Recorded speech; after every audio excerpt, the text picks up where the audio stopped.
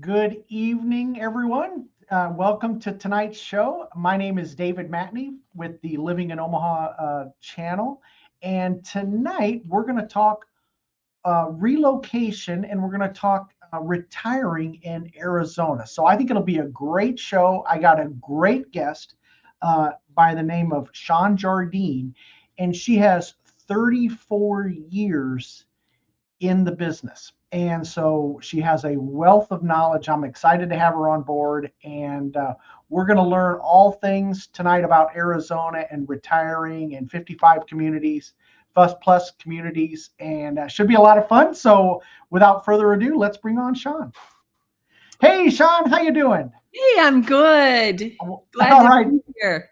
Well, thanks again for being on the program. We're excited to learn about Arizona and retiring, So with that being said, Shawn, tell us a little bit about yourself and how you got into the business. I know you've been doing it a long time, so tell us a little about yourself. Well, I started real estate. I was 28, so do the math and you know how old I am in my body. My mind is older some days and younger some days, but my body is a certain age. I was 28 in 1990. Wow, and back in the olden days of MLS books, and your CRM was an index cards in a recipe box. And man, it was a bad day if you dropped that little box, because you'd have to re-alphabetize your 18 leads that you had on those little cards. And we'd call somebody on the phone, we write on the index card, what we said on the phone. It was the olden days of real estate. We didn't even have a home computer. I finally got a home computer, 1200 baud modem. It's been a long time, but I was in Colorado Springs, and that was a big military town. So I worked with a lot of military people. At that time, I was an Air Force officer's wife, and so had a little boy who was 4, and I thought, well, real estate would be good. I could pick him up from preschool and this will work. And so I raised my kids selling real estate. And then in 2013, I moved to Arizona, started over 100%. I had left a big business behind, but I wanted to move and start fresh in a new area. I was tired of the stuff. And so I moved down here and have not looked back. It's really my favorite place. Awesome. So Shawn, and I got just kind of a series of questions here, but what draws so many retirees to Phoenix and the surrounding area down there in Arizona? Well, there's a lot of things. Of course, the biggest thing is the weather. We have what we call the snowbirds who've been coming here since forever. My grandparents were snowbirds back in the 1960s, before I was born. And they would come down from Colorado just to get out of the snow. And this was before we even had Sun City. They had mobile home parks where people would retire, and they'd come down and play cards with friends and just have fun in the sun. And so weather is a big thing. Cost of living is not super high here. And we just have so many things to do because it is a winter playground. You've got great resorts to go. If you're not staying here, if you live here, you can go hang out at the resorts, book an afternoon at the pool. You can go to the spas. You can go to a casino. And we just have all kinds of winter entertainment. The Phoenix Open Golf Tournament, which is the biggest party in golf. If you haven't been, you have to go. It's amazing. And horse events, you name it, we've got it. And that is a big draw for people to both live, work, and play here. Gotcha. Now, would you say you get is it from all over the country, or do you see a specific region of the country where most people are coming from? It's everywhere, but a heavy population from the Pacific Northwest, where it rains all winter.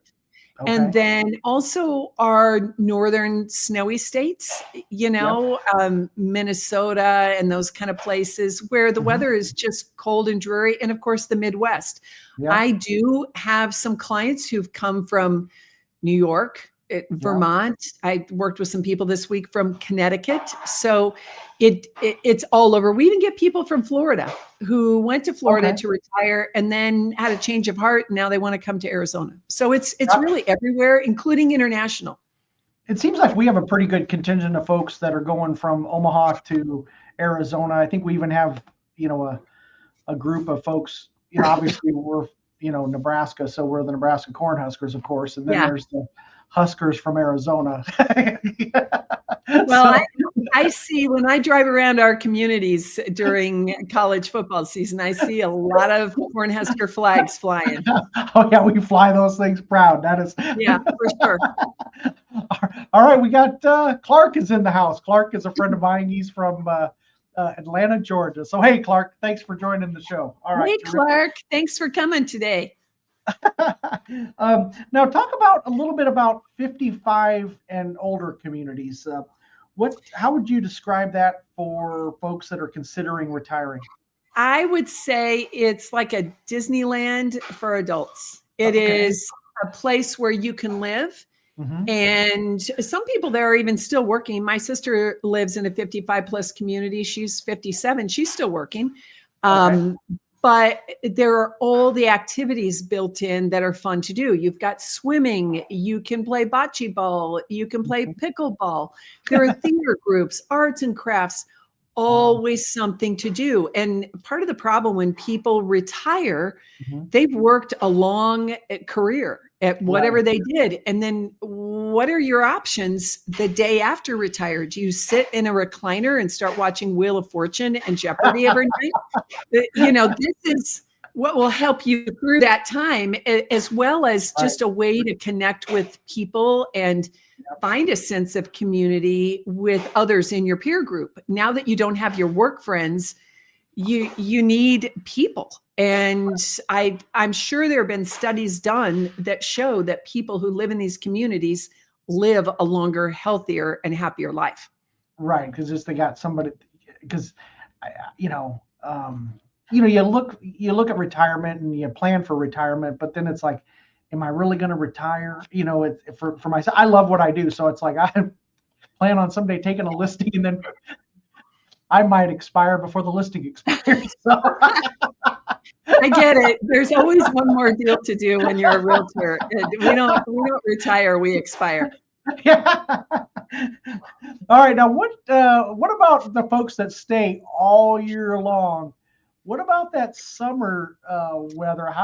What about it? I've lived in extreme snow. I had a snowblower in Colorado Springs that was so big it would blow your mind, and I had a huge driveway. And I never want to live like that again. When I left, I sold my house to one of my realtor friends and gave him the snowblower. I gave him all my furniture too. And I see my stuff on Facebook all the time. And I feel about that. He called me recently and said, I'm about to sell your house. I'm going to move to Texas. I said, okay, good. But the first year, I'm not going to lie, it was a challenge. It was hot. But I really think something happens physiologically in your blood. They say it thins. I don't know. Blood is blood to me, but the heat does not bother me anymore. And it took me a year or two. But you just adjust your life. I'll take 3 months of heat with sunshine versus the on again, off again, snow blowing and dreariness and wind. We just have warm and warmer. And so it's a very short season and you adjust your life accordingly. You go to more movies. You don't go for a walk at high noon. You do things early in the morning or in the evening. We still go out in the evening and sit on a patio and have dinner with misters on. Or, I'll play golf at 106 degrees because that golf is really cheap. I don't play in the winter because I'm not that good of a golfer to pay all that money to go to some of our super nice courses. But in the summer, if it's $14.99 for 9 holes at twilight, I'm all over that. I just put a little cool cloth on my neck and go play and then go have a bite to eat and a drink afterwards. And it's just fine. But it is a learning curve. You have to get your head around it. But for me, being a lifelong native of Colorado Springs, man, I'm just too old. When I turned 50, my bones started to hurt in the winter and I just don't want to live like that. Yeah. So it's a trade-off. Yeah, I feel your pain on that because when it's January around here, it is just it's miserable. Yeah, no, Yeah. Now, how does Arizona compare to other? You kind of touched on a little bit, like Florida and Texas. How does it compare? You did a video where you went to the villages. Kind of talk a little bit. Talk a little bit about that. What your thoughts were on that? I think they've banned me from the gates at the villages because I went down there thinking I was going to buy a rental property. My best friend of 40 some years, she and I are both single, and we've always joked we're going to retire next to each other. And I thought, I could buy this rental property and then someday, we could live in the same neighborhood. So I went down there with high hopes. Okay. It just wasn't my thing. It's 150,000 people in that community. Wow. It's very, very large. And I'm not a party girl. And so it just wasn't my thing. And I just don't like Florida. I don't like the flat, and I don't care for humidity. Right. And those yards had grass, which meant somebody's going to have to mow that grass. And then they had alligators. And that's it's not my thing. For people who are maybe from the Northeast, and sometimes it's a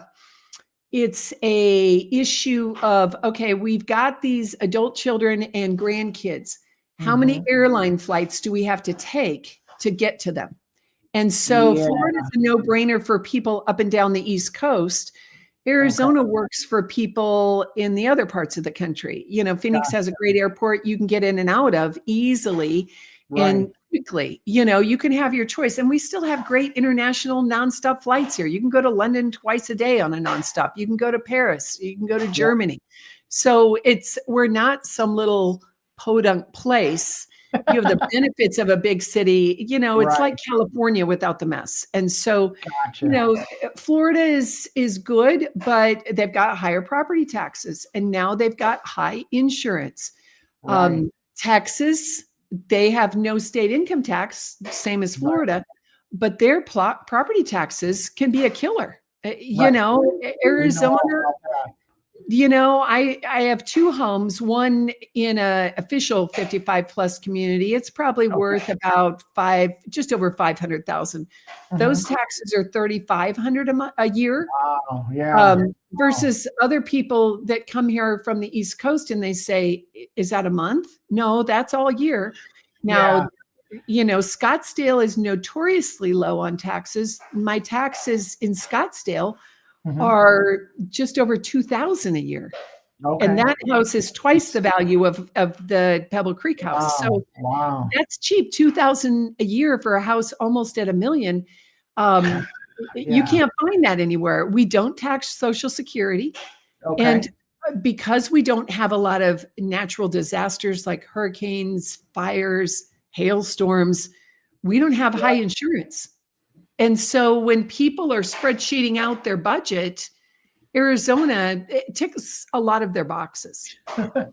Maybe I might, at the end of the stream, I might be joining your team. I have a place for you. Come on down, as Bob Barker would say. Yeah, because our property, Clark agrees. Clark says that's some good taxes. Yeah, I can see why. It is. I just working with a client. She's buying a $300,000 home, and the taxes went down to $3,700. They were over $4,100, but we had a little bit of tax relief. But my God! And that was a 3-bedroom. Now, granted, our property values are lower, but yeah. And then our insurance is getting crazy because of all the hailstorms and the thing about Nebraska. If you don't like the weather, then just wait 24 hours and it's going to change. We had that in Colorado. Before I left, I did 2 roofs in one summer.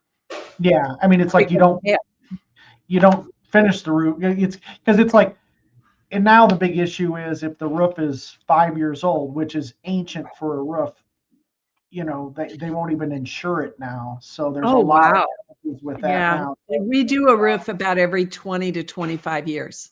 Yeah, there's that is that doesn't exist in Omaha. And that is another factor that a lot of retirees consider. Our maintenance on our homes here is very low because we don't have the harsh weather. Gotcha. And we have a desert style landscape. Okay. My backyard is all turf. I put fake grass in there because I wanted to see some green.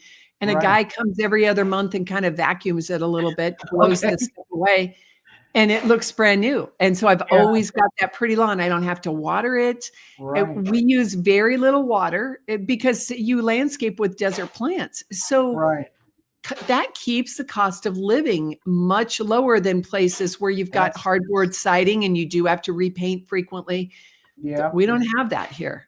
Which makes it's kind of a no-brainer for retirees. And the water, on that hardboard siding wicks up through the bottom. And if it's 20 years old, you're replacing that. And it's, Clark has another question here. How often do you assess your property taxes in Arizona? It's every year, but the tax assessment, it does not happen until the house sells in Scottsdale. In Goodyear, I'm not sure what they do. My Scottsdale house, it is super low because I bought it from the original owner that built it in 1999. And so it had not been assessed until 2020 when I moved in. And so that's part of why it's so low. But after I moved in, the taxes went down. So good deal for me. It's not an every year thing like it is some places. Yeah, you're going to get dinged every year in Nebraska. They make sure of it. You get reassessed every year at come January. And I mean, sometimes the valuation, they're doing mass valuation. So sometimes the valuation doesn't change, but they're supposed to assess it every year, but you just pray that you get missed.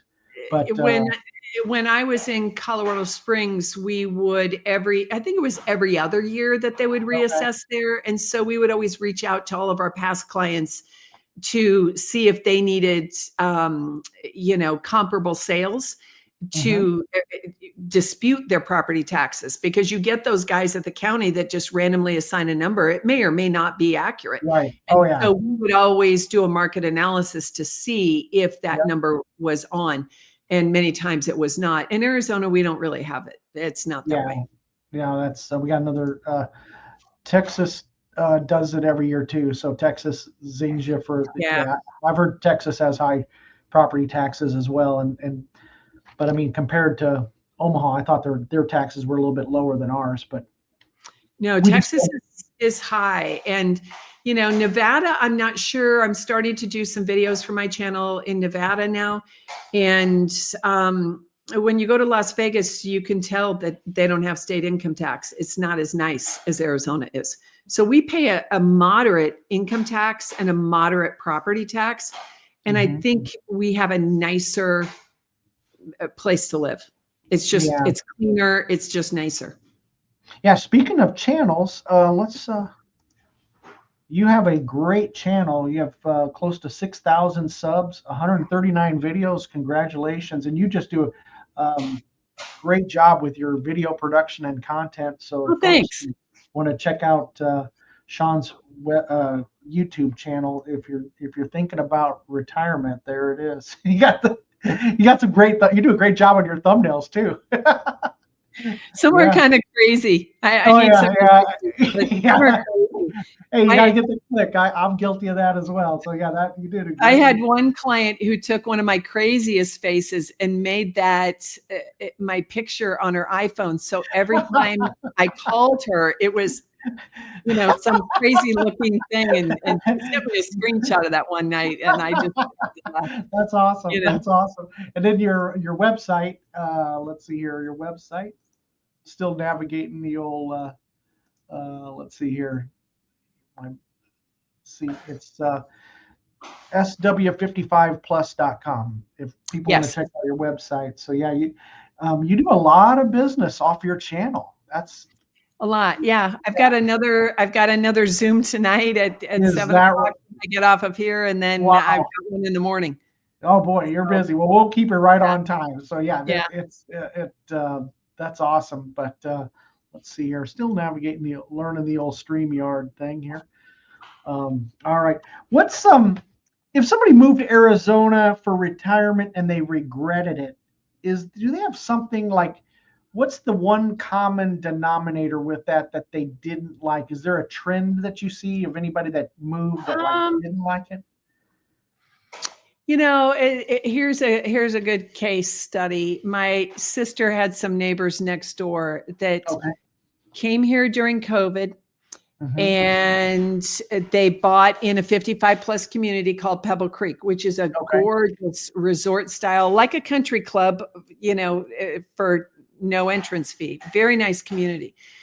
They moved here during COVID, built their house. And in the meantime, while their house was being built, their kids moved to Boise. And so they started going to Boise, and then all of a sudden they hated Arizona. And there's nothing good. They're those people. And so I think there are always some people that are going to be cranky pants no matter where they live. They're the people that just can't be happy.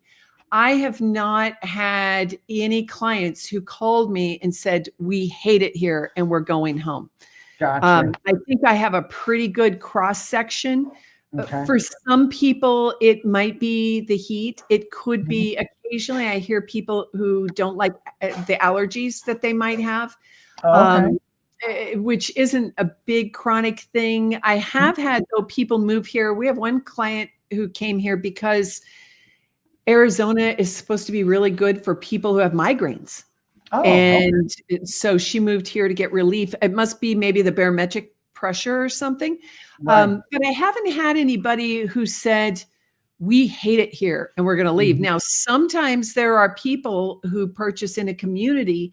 Maybe they didn't use a qualified expert like myself, and maybe they just randomly showed up at the home builder and got sucked in and bought something.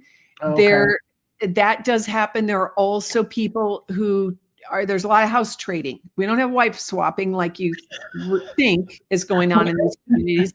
I've not found any evidence, and nobody has hit me up for any excitement. That's for sure. But we have a lot of house swapping because people can't get their head around what they really want or need for retirement. I have a lot of clients who say, I have to have a big house. It has to have a bedroom for every one of my kids. And we need a space for my grandkids because they're coming every Christmas. Newsflash, they're not coming. My kids live in town and they don't come over. I go to their house. Easter, I was at my son's house. People have an unrealistic idea of what their life will be like. And so they'll buy too big and then they downsize. Then there are the people, I was one of these people. I left a 5,000 square foot house in Colorado and I thought, I'm going to downsize. I moved here and rented a condo that was about 900 square feet, which was the size of my old master bedroom. That was really hard for me. Now I'm in the right size. I live in about 1,700 square feet. It's perfect for me. So I don't see a lot of people who say, I hate Arizona and I'm going to leave. I see people who say, I should have done this differently. I should have thought about it more, And so that's the good news. People aren't leaving here. They're coming here in droves. Gotcha. What's your one piece of advice for someone looking to buy in a 55 plus community? I think you touched on it earlier. Number one, find the right person to help you that specializes. Yes, not. And I just shot a video about this today, the mistakes that retirees make. Especially if you're on YouTube, you're a researcher. And you're obsessed with data. That's how I found YouTube, and I bet you did too, David. The other day I learned how to operate my sewing machine based on YouTube. I didn't want to admit defeat, and I figured it out with a video. So we go on YouTube, and I have people that are insane researchers, lots of spreadsheets and checklists. They're visiting all these communities. What you need to start with is a qualified professional like myself who knows all of the communities. And I do a little interview to find out who people are, what they enjoy doing, and what they think they might want to do. It's not about the home. It is about the lifestyle. So if you're somebody who says to me, we love to hike and bike and do outdoor things, you're going to live in a different community than somebody who says, we are obsessed with pickleball and we play pickleball all day, every day. Well, then that's a different community than the hiking community. And so it really needs to be a custom fit. And unfortunately, people just say, we're going to go to Arizona and check things out. And next thing you know, they're in a home builder's office and they've registered, then they can never use my services or any other advisor services. and they end up with a weird home that doesn't suit them in a community that they are not going to like. And so step one is seek out a qualified professional, not a Zillow agent. Don't go to find somebody at an open house.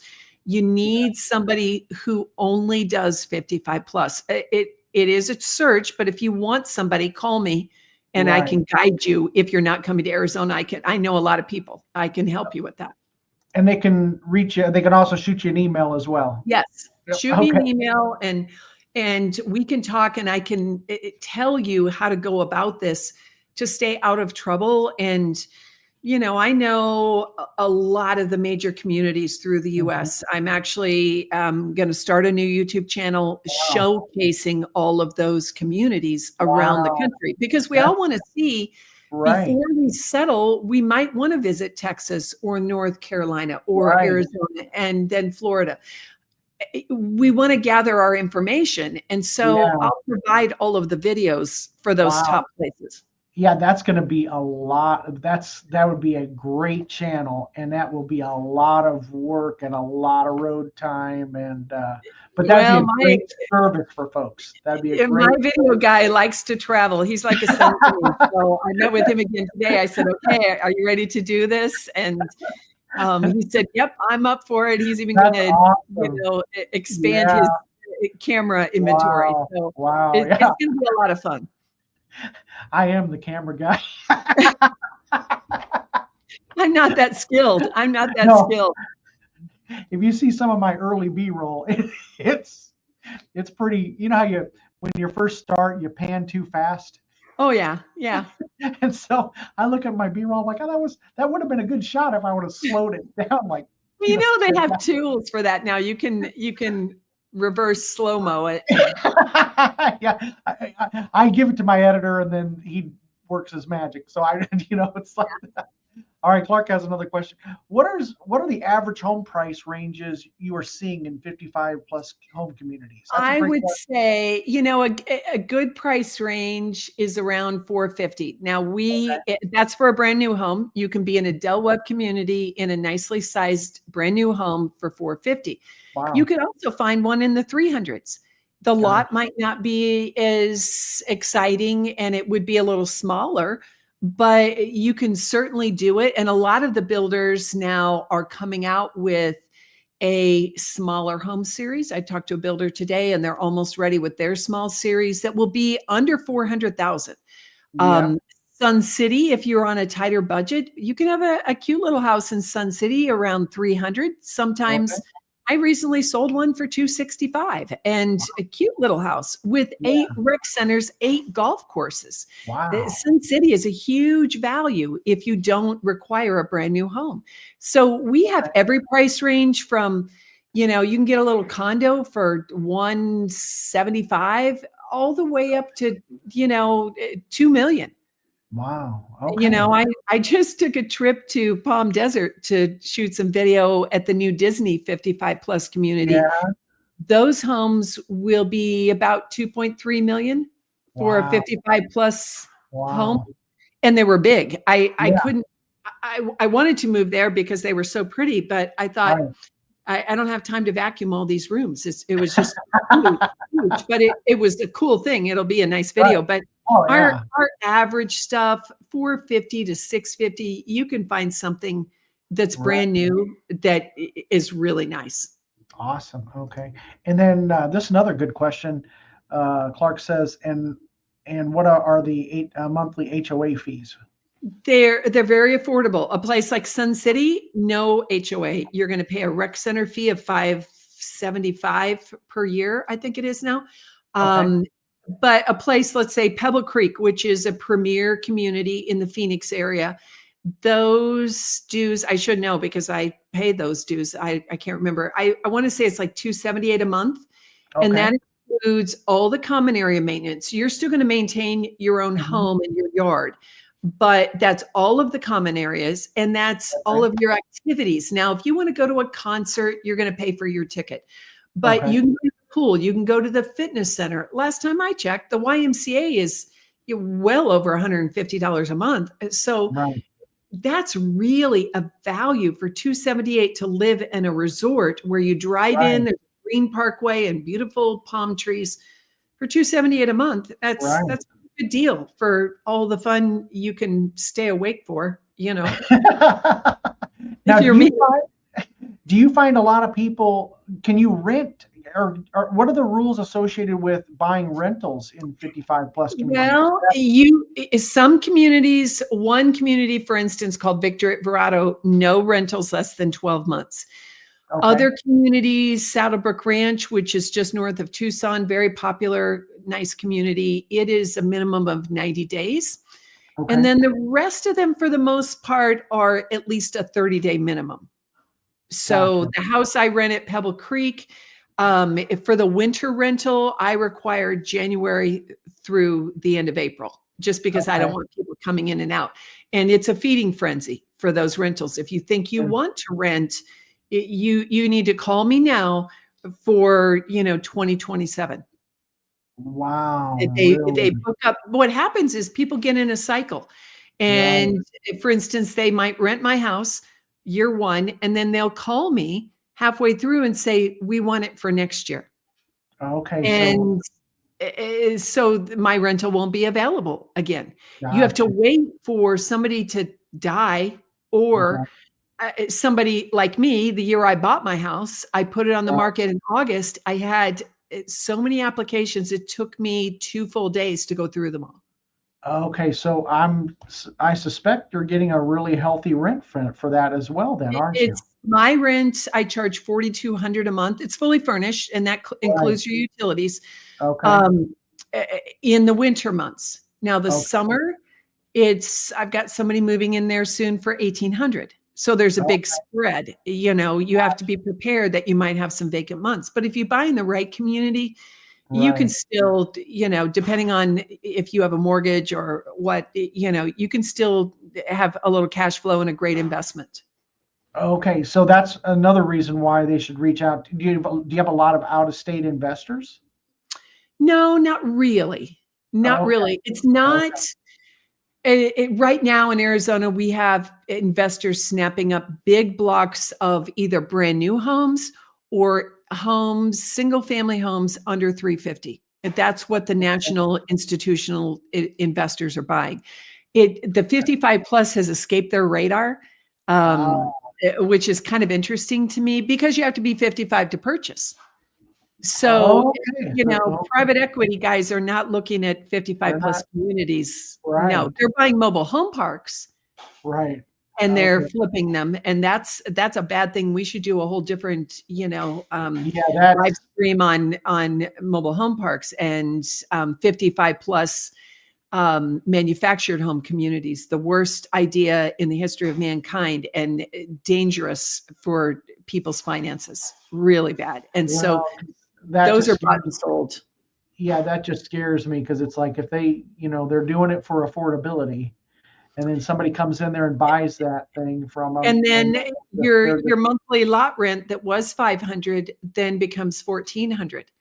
And what are you going to do? Are you going to move your 20-year-old home out? You don't have $20,000 laying around to move it out. So it's a tragic situation, and those private equity guys are buying and selling those parks in mass, and the residents are at the mercy of them, and it's a bad situation.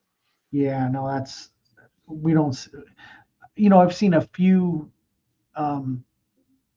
We had one build to rent community where a builder came in and bought a whole bunch of them and did one, and then I think they're doing another one, but it was really frowned upon within the community here. And then we still get a lot of state investors. We get a lot of folks that are they see our home prices, and then it's like, well, did you check the insurance, and did you check the taxes? And then the other thing you got to be worried about is you can't have a vacant house in the middle of January. So if that tenant moves out, that's a problem.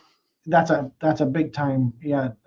I agree. That's terrifying. Yeah. And what should a buyer ask when touring a 55 plus community, Shawn? Well, the first thing is, what is the HOA fee? What is the buy-in fee? We have what's called a capital improvement fee that every buyer pays when they move in. If it's a new build community, the builder will pay that for you. But if you're buying a resale, you pay that fee. It might be, in the case of some, it'll be 1 year's worth of HOA fees. For instance, Sun City is now $5,500, but that's a one-time fee that you pay.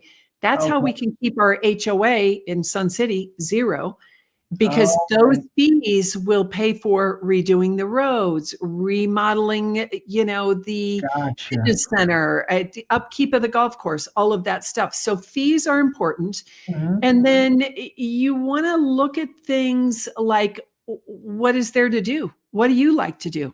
What do you think you're dreaming of doing if you've been working 24/7? You need to really analyze that. And then the biggest thing that a lot of people don't ask about is, where is the healthcare? You need good healthcare. You may not need it today at age 55 or 65, but when you're 85 and you have a fall and to recover from your broken hip, you have to go to physical therapy 3 times a week. You don't want to be an hour and a half away from PT. Those kind of things are really, really important. And I see people who get really fixated on, and my next video coming out is about this. There's spreadsheets that say, well, I need to be within 8.5 minutes of Walmart.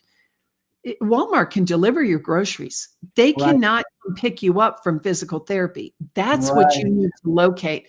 Worry about the healthcare and what the access is, because, pretty soon drones will bring everything to us. I don't need to worry about shopping, although I'm a grocery store lover. So I want to know where my favorite grocery store is. Yes, that's kind of important. But the healthcare is a big deal. I went through cancer a few years back, and I was 8 minutes from Mayo Clinic. That makes a difference when you don't feel well and you're close. You can drive yourself every day to radiation and go home. But if you're an hour away from good healthcare, and nobody thinks you're going to get sick, you do not pencil in cancer or heart attack on your day timer. It just happens randomly when you don't have time, and then there you are. And so healthcare for me is one of the most critical things to locate first. Based on your medical condition, select the best state and city based on what kind of healthcare they have. For instance, Las Vegas could take you 6 months to get a primary care appointment. Wow, really? That would be a problem for me. I just switched doctors because of an insurance thing. I got into somebody within 2 weeks. No big deal. And so if you are somebody who has any kind of illness, that's an important factor before you search anything else. Then from there, you look at things like, okay, what's the airport situation? Do they have flights to where we need to go for our kids or our elderly parents? Those are things people don't think about. They get all wrapped up in the excitement of looking at homes, because many retirees have not had a new home ever, or the last time they bought a house was 30 years ago.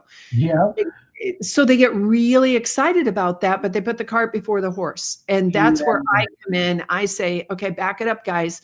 Give me your medical history. We don't have to go into super detail, but if you got a condition that requires a certain kind of specialty, that's going to dictate where you might want to live.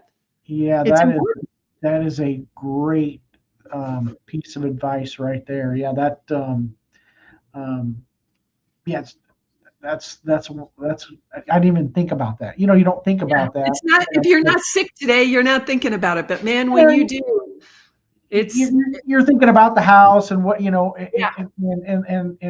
didn't even think about I didn't even have any of that healthcare in my notes at all. Many people don't have that on their spreadsheet, but I've had clients who can tell you exactly how many pickleball courts are at every community in the state. But they never asked about the healthcare. And so everybody has that button, but I think it is important. And it may not be today. And hopefully healthcare never factors into your equation. But if you need it, you're going to wish you had it. And it's just surely the convenience thing. You know, for instance, my parents live in Sun City, which is about 35 minutes from Mayo Clinic. They do the drive because it is affordable, but more and more now as they age, we're finding them providers that are near their house because it's getting hard for them to drive. My dad's 86. And so unless it's a big specialist visit, you know, my dad has a cardiologist at Mayo, then I'm okay with him driving. But day-to-day stuff, taking a blood sample at the lab, then you want it to know there's a lab nearby or a physical therapy place. You know, some communities now, if they're a little more isolated, we have one it's not super isolated, but it'd be a little ways. They have a PT person who comes to do your therapy right at the clubhouse. Oh, nice. So you don't have to leave your community. You could drive down there in your golf cart and, you know, do your exercise, you know, for your knee replacement or whatever. So that's one of the most important things I think that people should think about. Yeah, that is a great piece of advice. Now, do you work with people that are not going into? Do you work with all buyers as well? Or is it the most of your business just all 55 plus? Almost all of my business now is 55 plus. I have some outliers, of course, that are referred to me, or is somebody watching this? If you don't want a 55 plus, but you're retiring, I can suggest great areas that are, like, for instance, my neighborhood in Scottsdale, I call it Black Market 55 plus. It's a Del Webb community. It's not official. Everybody here is older. And we like the lifestyle that is nearby. We've got restaurants and hiking and that kind of stuff. And so it just attracts an older crowd. But it doesn't have to be 55 plus. We've got great places in the Phoenix area for retirees. Not everybody wants or needs that community. Some people reach out to me and say, I hate the idea of that. It's a bunch of old people. I don't want to be there. And that is not true. That is, it's a false assumption. It is not true. But we have a place for them. If they don't want to be there, we don't make them be there. But there are lots of good places. The biggest draw to the 55 plus communities is pure affordability. It's really hard to find a nice home for $450,000 in the outside world, in a good, safe area, you know, let alone one for $325. But we have those inside the communities because they're built for retirees. So, you know, maybe you do want to live in one of those communities. Just don't talk to anybody. Have a good, inexpensive house and don't get involved. Nobody makes you do things. Okay. Now, do you have people trying to sneak in? They're 50 and they're not 55. You have people. Oh yeah, all the time. It's crazy. I have I had a couple and they ended up buying a house, but I'd worked with them and, you know, it was early days of my YouTube channel. So I hadn't had too many people yet. And this couple moved from Chicago, sweet people. I still adore this couple. And they came, they toured everything, and we never asked their age. I just assumed, which was silly. And then we went to the builder's office and we were sitting there, and he said to me and the rep, "Is it a problem that I'm only 52 years old?" And I thought, oh my gosh. But it was fine because by law, they do have to allow up to 20% of the community to be underage. And so you have to be at least 40. And no kids can live there. You know, if this was a problem in COVID, people took in their grandkids and they couldn't stay because it's just under 18, you can't be there. You can come visit. Your grandkids can come visit you, but they cannot move in.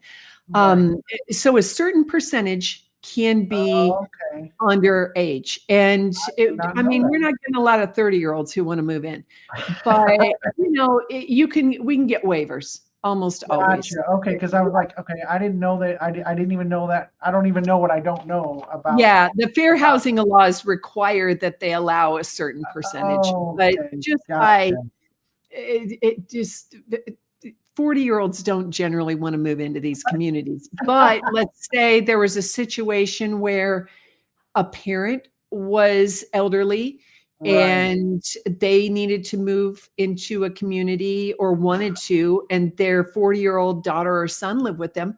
Yeah, they could do it. Okay, that makes sense. Because we have a lot of that. Daughters taking care of mothers or sons, or, there's a lot of that. And so they're welcomed, and it's great. What about, is there restrictions on pets at all, or is that? No. Some communities might have certain breed restrictions just for insurance purposes, like every HOA might. You probably, based on city regulations, will have certain rules. Like I think Sun City West might say, their CCNRs might say you can have no more than 3 pets, and so I don't know who would want all those pets in one small house, I'm with you on that. I'm with you on that. But a lot of people move and they've still got their aging pets, and what are you going to do? And so it just is, but you wouldn't get any new ones. And so if it's a condo, there might be weight restrictions, so there's a lot of factors to consider. Now, Shawn, with your business, are you doing a lot of like folks that are coming from the Midwest? Are you doing a lot of like virtual showings? Is that something that you do frequently? Or yes, we still do it. We did it a lot during COVID. We still do it because not everybody can drop everything and come on a house hunting trip, or maybe they came here once. Most of our people make 2 visits. So if they came here once and we've narrowed down, okay, we like these 3 floor plans in this one area, then we may be waiting for a house to pop up. And so someone from my team will run out. We've got our iPhone and a little gimbal, and we'll either do a FaceTime showing or we'll shoot a video and post it unlisted on one of my other channels so they can do a walkthrough. I've sold a house. It's about to close down in Tucson. And we did that. She knew from the pictures it was her house. I knew when I walked in, I thought, oh my gosh, this is an amazing home. So I sent her the video. She bought it. Then she came for inspection. But I have people all the time I never meet. I mail them the keys. I never meet them. Wow. It's the craziest thing. So it depends on people's situations. Right. Not everybody is able to take, multiple house hunting trips. Right. And I'm finding myself, I have a little gimbal with my phone and taking them through Zoom and then recording it and then talking through the house and then sending them the link and stuff. So I'm doing a lot more of that for folks just because you got to familiarize yourself with the market. If they're not from here, you got to kind of get them out to take a look at stuff. Then that way, when something really good comes available, can make that choice. It's a great tool to have. It really is. It also cuts down on the number of showings that we have when they actually do hit town. When I used to work in the olden days of real estate, when we only had 1 photo in the MLS, we have interior photos, and it was taken by a guy in a truck who slowed down. He didn't even stop. That's how bad it was. We would show 26, 27 houses in a day, because we didn't know what people were going to like. Now, with video and all the photos, we have virtual tours. It has narrowed down quite a bit. Oh yeah. I don't know how to say. Have you know how to say that name? I don't know how to say that. Zarintha. Okay. All right. LOL, I have 2 dogs, 2 cats, and a bird. The 1 cat is ancient and the 1 dog is getting there. Okay. Yeah, I hear that a lot. People that our pets are our family. Yeah. And it sometimes I have people that say, I've got one lady in San Francisco. She's been with me for several years now on the channel, and she is waiting. She started with 2 cats, and they were elderly, and she could not move these elderly cats. And one is passed on. When the other one goes, then she'll think about making a move. And I hear that from a lot of people. I have a situation pretty close to that right now, where the poor little dog is old and it's limiting her choices as to where she can go. And MH08 says, my cat is so old, he once belonged to Cleopatra. I think I saw that cat mummified in the British Museum once. A 3,000-year-old cat. I've seen your cat. I know him. Oh, Zarintha had a good time with that. Zarintha. Yeah. Zarintha. Okay, terrific. Zarintha. I'm like, I don't, Zarintha. Okay, I'll have to thank you, Zarintha. All right, terrific. And then Clark laughs at that. Well, hey, I tell you what, any last pieces, any last words of wisdom or advice you can give folks that we didn't cover? We covered a lot of ground. Is there anything else that you can think of that we didn't cover that? I think what people need to understand, 55 plus communities, this is not your grandma's 55 plus community. These places are fun. You need to understand that it is Disneyland for adults. Okay. Some communities are more active than others. We have something for everybody, but it's not a nursing home. It is not assisted living. These are individual homes where you will have so many things to do. You'll start to fib to your neighbors and say, I'm not well, so you can get some rest, because there's so many things I could do if I wasn't working. I'd be busy 7 days a week and the nights as well. It is so much fun. When I go to activities where I have my rental property, everybody else is driving around in golf carts and they go back to their houses, and some of them get together in their houses, and I have to drive home to my regular house, and it breaks my I want to be there, but I'm not ready yet to make the move. So it is really fun. So get out of judgment and into curiosity. That's great. Call me and let's have a conversation about what this is and if it could be a good fit for you. For many people, it is a wonderful way to transition from working into retirement, staying active in our minds and our bodies. Right. No. Well, Shawn, I want to respect your time. I know you got a Zoom coming up, so I want to make sure you're on time for that. I really appreciate you being on the show this evening. Course. I had a great time tonight, and I learned something too, because you gave me a lot of things to think about that I wasn't even aware. I didn't even know what I didn't even know. And well, that's most people. So I'm here to educate and help. And I know from talking to you the amount of business you do, and I'm like, wow, I'm just grateful that you took the time to be on the program. Oh, of course, I'm never too busy. Thank you very much. I really appreciate it. And then, like I said, I'm glad to meet Clark and Zarintha and everybody else who's been on here. Thanks for watching, you guys. I'm definitely honored. This is fun. Awesome. Well, yeah, I tell you what, I'll let you go, and you have a great night, and good luck with your Zoom tonight. All right. Okay. Thanks so much. Thank you. Bye-bye, everybody. Bye. All right, everybody. Well, hey, great information tonight. I really appreciate Shawn's time tonight. There are a couple more comments here. Let's see here. Okay, Clark says, good show tonight, David and Shawn. Thank you, Clark. I appreciate you always. Zarintha, now that I know how to say it, I might need a reminder next week. Thank you both. You're welcome, Zarintha. Thank you. Hey, Bud Thompson. All right, Bud is in the house. Bud, well, thanks for stopping by, Bud. I really appreciate you stopping by the show. Terrific. And this marks today is 5 years of being on YouTube. I started 5 years ago.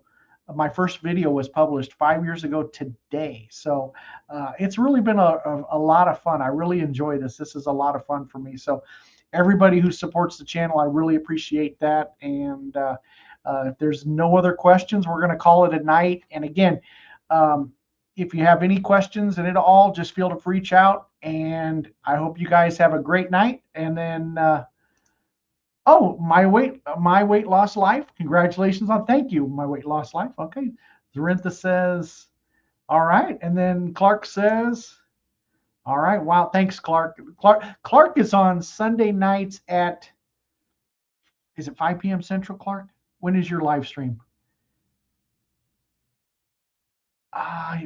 Let's see. Clark, MH, thanks for stopping by, MOH. But Clark has a YouTube channel, and he goes lives on Sunday nights. So check out Clark's channel as well. It's a lot of fun. 6 p.m. Eastern Standard Time, 6:30 Eastern Standard Time. So check out Clark. We always have a good time on his channel as well. So anyway, Clark is going to be a guest on the stream here because we're going to learn about Atlanta too. So anyway, everybody, I really appreciate the information and the support, and appreciate all the kind words and everything. Had a lot of fun tonight. Learned a lot. I didn't even think about the healthcare thing, but yeah, that's good information. So anyway, you guys have a great night, and thanks again. Bye-bye.